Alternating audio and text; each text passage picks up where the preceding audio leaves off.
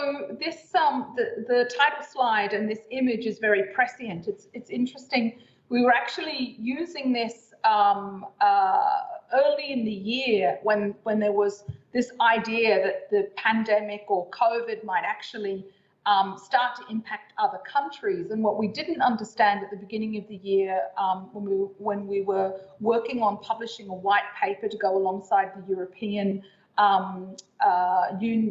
European digital strategy, was that actually this was going to change the whole course of everybody's life. And so one of the things that I would like to cover in today's session is a little bit about us, but really more the European data strategy, the focus of the European Union right now in developing these data spaces, a strong case for participation, which specifically links to digital identity and personal data, back to 2012 and a very important paper written by KuppingerCole on life management platforms, and then very quickly 6 case studies that are outlined in the paper. And just a little bit about us. As I said, we have developed a personal data and consent platform. Our vision is to create a place for everyone to get equity and value for the information they share with transparency. And our overall aim with our technology is to make sure that each stakeholders are able to be given the right incentives to build that trust and that transparency. One of the reasons why we've focused on the European data strategy, very quickly, we've won a series of international awards, but more importantly, from the perspective of personal identity, personal data, digital identity, regtech and fintech, which was really why we wanted to focus on earlier this year, in February, as soon as this paper was actually published by the European Commission. We wanted to look at it from the perspective of what does this mean for the individual, for the citizen, for the customer, for the patient, for the student. The focus of this was a strategy for the European Union around how it would create these data spaces. But for us, we were really interested in, well, what does that mean for the individual that may actually work across those data spaces? And for those of you that are interested, there is a link to the full white paper, but I'm going to take you through the key parts of that paper and where that connects with digital identity and also sharing data. So there are 9 areas, data spaces that have been prescribed in that paper, from industrial right through to skills. But and there is also a reference throughout the paper of the role of the digital citizen. And there are also some references to the possibility of individuals having increased digital rights to use their data, have access to their data, to share their data or their digital identity. Organisations like mydata.org are actually referenced in the paper. But what isn't really addressed in a lot of detail is the fact that you and I, every minute of every day now, are creating this digital twin. So that's whether or not that's a service as we interact with a government service, whether or not that's something that we're doing through an app platform, a social platform, a payment gateway. Every moment we're creating data, or we're being asked to use our identity. And so one of the discussions that's come out since the paper was published in February is the idea of adding a 10th data space or the concept of either a mutual or a data commons, which would be a personal data space. So unlike each of these special silos that would be dedicated to health or financial services or energy, this is a space that could have greater transparency and data rights, obviously associated with things like the general data protection, data access, data mobility, but the focus of that would be for individuals.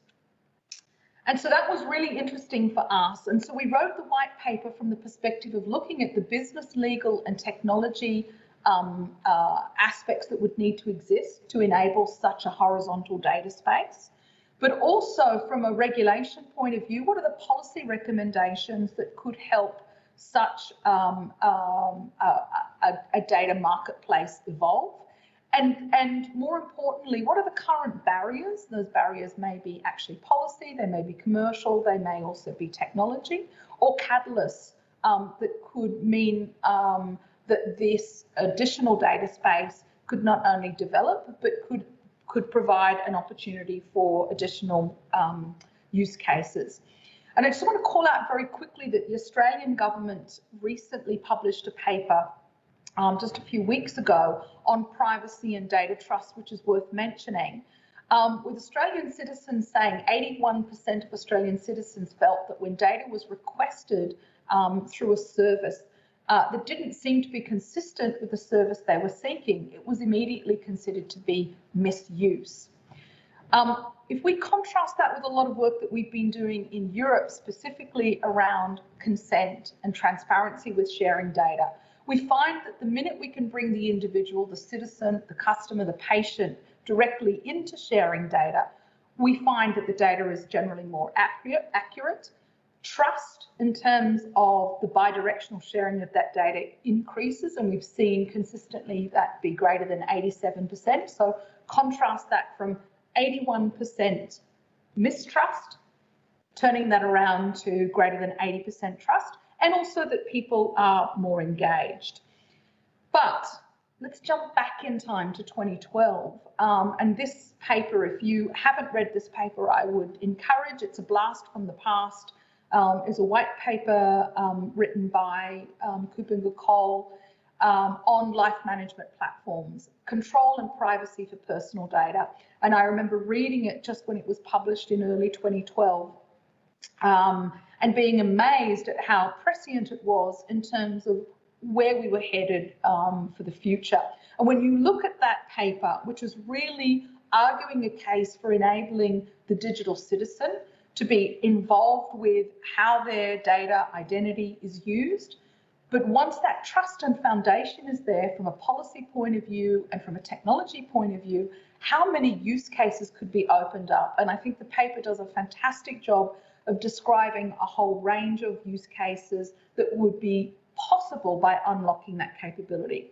So what we did in the white paper, and what I want to skip you through really quickly, and you could go to the paper to look at these use cases in more depth, is just call out 6 of the cases that, like the KuppingerCole white paper, touch financial services, touch government services, touch standards. And these are things that are happening right now.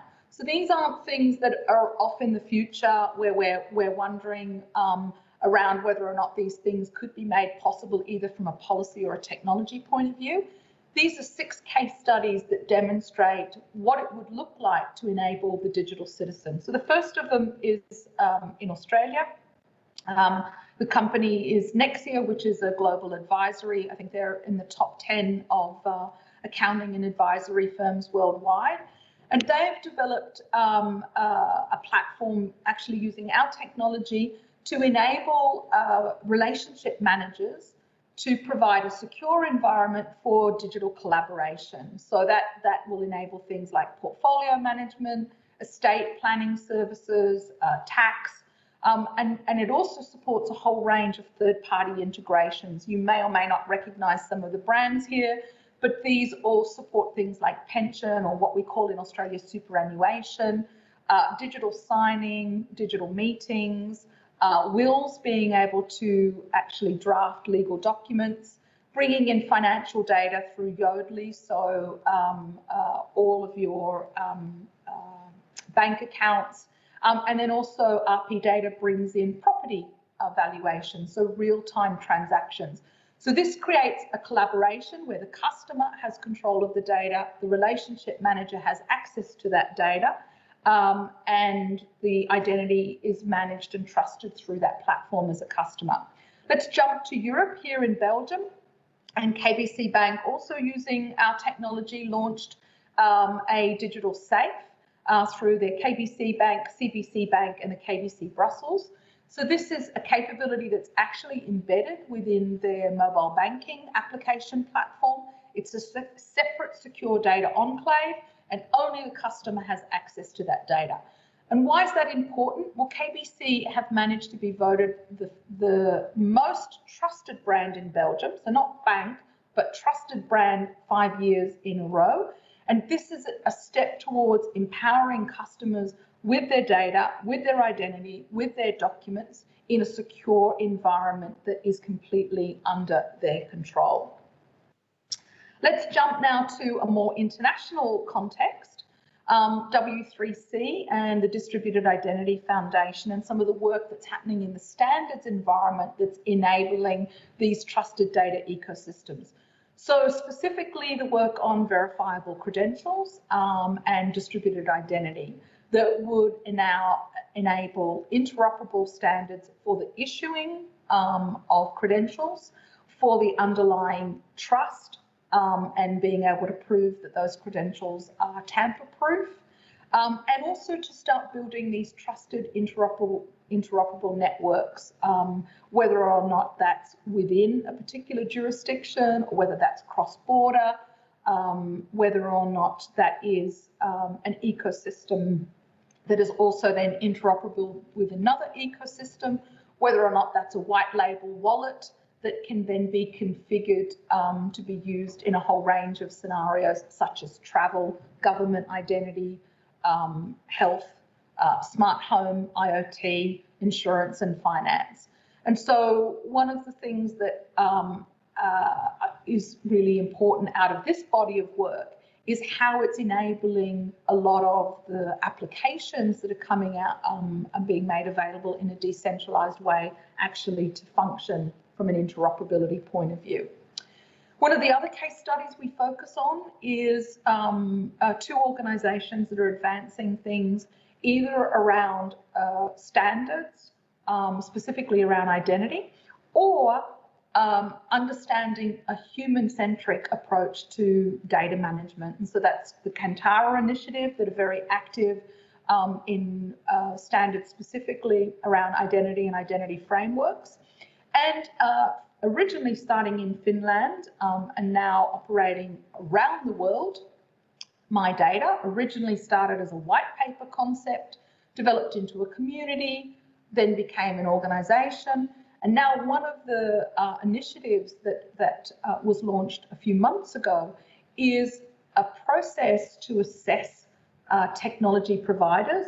And I'm very proud to say that we were one of the first 16 companies to go through this process to assess the technology from the lens of whether or not it is human-centric and can enable a lot of these human-centric use cases. And so there were 16 companies that were originally assessed early in the European summer, and I believe a new range of companies have just been announced. And the interesting thing about this case study is this links back to the European data strategy that also talked about My Data organisation and a potential approach in terms of designing and enabling human-centric technologies.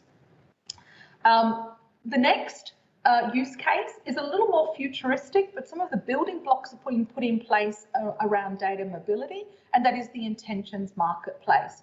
So we outline what would happen, going back to the KuppingerCole paper, if customers were able to permission their identity and their data into a marketplace where there was actually an intention, where they were specifically focused on procuring a product, a service, advice or experience, and they are able to prove who they were in a trusted way, together with personal data or in fact documents.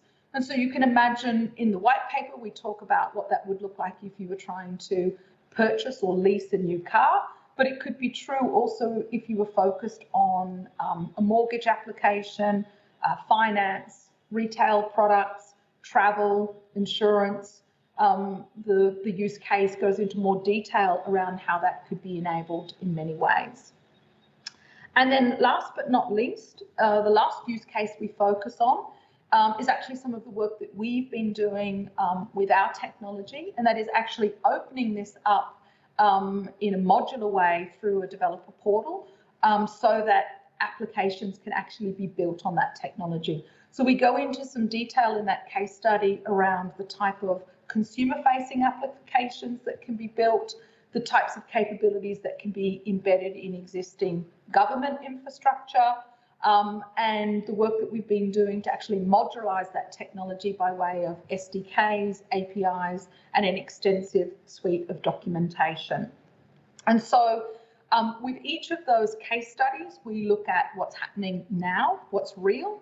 We also look at some of the barriers to adoption, and some of those things are specifically around policy or standards or market accelerators.